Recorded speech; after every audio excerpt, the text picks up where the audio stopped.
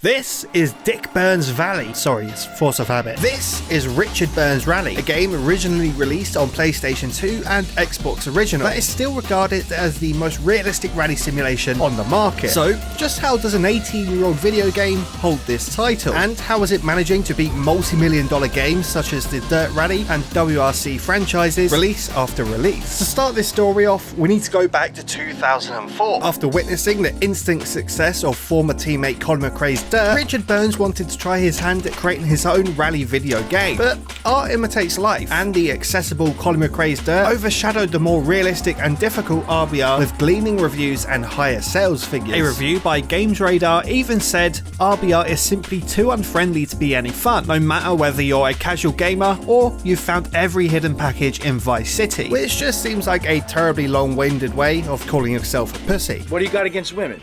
You prefer men, big boy? Back then, it may have seemed far too realistic for the average gamer, but little did those weaklings know it was about to get a whole lot worse. If you go back and play the original PS2 version, the physics are certain to be underwhelming by today's standards. Additionally, it featured just 8 cars and 36 courses. Despite this, Richard Burns Rally continues to enjoy great respect and admiration from the sim racing community. So, why is this? Well, the bottom line is, it's all thanks to the efforts of a dedicated community of modders, whose main goal is striving to evolve and expand the initial RBR offering, and ultimately keeping their favourite rally sim alive. Their labours have resulted in a simulation that attracts the most enthusiastic of rally fans, of which the vast majority will tell you that thanks to these mods, this 18-year-old racer is still the best available to this day. But what exactly have they done to the game that makes this comparatively ancient sim better than the brand spanking new offerings such as Codemasters Dirt or the officially licensed WRC games? Well, for starters, a modder known in the community as Worker Bee has made a couple of plugins that totally overhaul the physics engine, known simply as next-gen physics. In RBR, the first time you throw a car into a cambered compression at insane speeds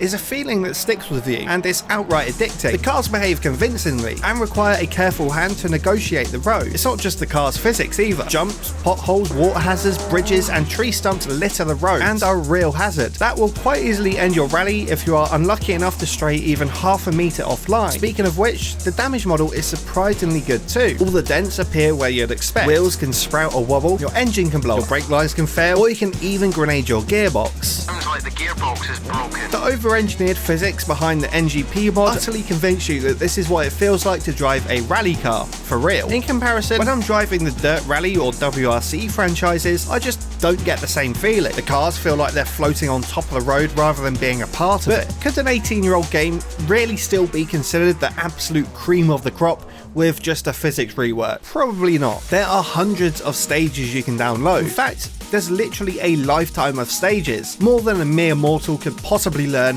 before they keel over. As you've already seen, there's not just gravel either. There's also both tarmac and snow, which admittedly were a little lackluster physics-wise in the original game. However, the modders have improved both, and as a snow rally connoisseur, I can say that snow and ice in modded RBR is top draw, and specially curated stages are only half of it. With the freshly implemented next-gen physics, Richard Burns rally drivers gave up on using the same 8 cars that the game shipped with. They exclusively started using modded cars that were designed for the new physics. And if you think they stuck to the 2004 time frame that the game was released at, you would be absolutely wrong. Driving all the new, weird and wonderful rally cars is a possibility in RBR, from the new Toyota Yaris all the way to this weird rally Aston Martin. But despite being the best simulation available, only around 10% of my subscribers said it was their absolute favourite. So, what gives? Well, to be honest, past simulating the physics of yeeting a car over a dangerous road, there isn't much else to it. The first obvious flaw is, of course, the graphics, which is probably the most important aspect of a game to the casual player. Time hasn't been kind to RBR. Without a doubt,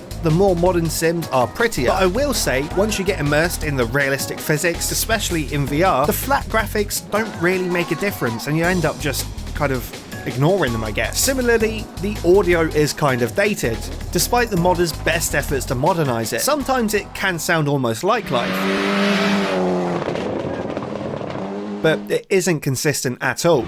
To add to this, the co-driver doesn't use the standard pace note format, which was an odd choice by the RBR developers. Instead of calling out the radius and direction, like 6 left, for example, the RBR co-driver would simply say Easy left. Of course, this means you're getting far less information, so you can't really rely on your co-driver as much as you would otherwise. Much like the co-driver's sparse pace notes, RBR is a rather sparse experience when compared to Dirt Rally and the WRC franchise. There's no role-playing game like career mode in which you have to work your way up from rallying slow classics to piloting top-of-the-line WRC cars. Again, this is a rather large chunk missing from the experience for the casual gamer that is looking for a game rather than a simulation. However, if you're only after a hardcore simulation, this shouldn't matter too much, as learning a stage in RBR is almost as much of an achievement as winning an entire championship in Dirt or WRC. Mastering RBR's precise handling and tricky stages is a grueling experience, one that the more casual offerings wouldn't dare put into their games for fear of scaring away the average gamer. RBR has no interest in holding your hand. When you're on a terrifying stage with God raining down on you and your car being so broken that it physically can't drive in a straight line anymore, then you'll find out what a truly challenging rally sim is like. Unfortunately, most of the general public don't like inflicting pain on themselves, and this is the exact reason RBR didn't reach the mainstream in 2004, and it's the exact same reason just 10% of my viewers said it's their favourite rally sim. So I guess the next question is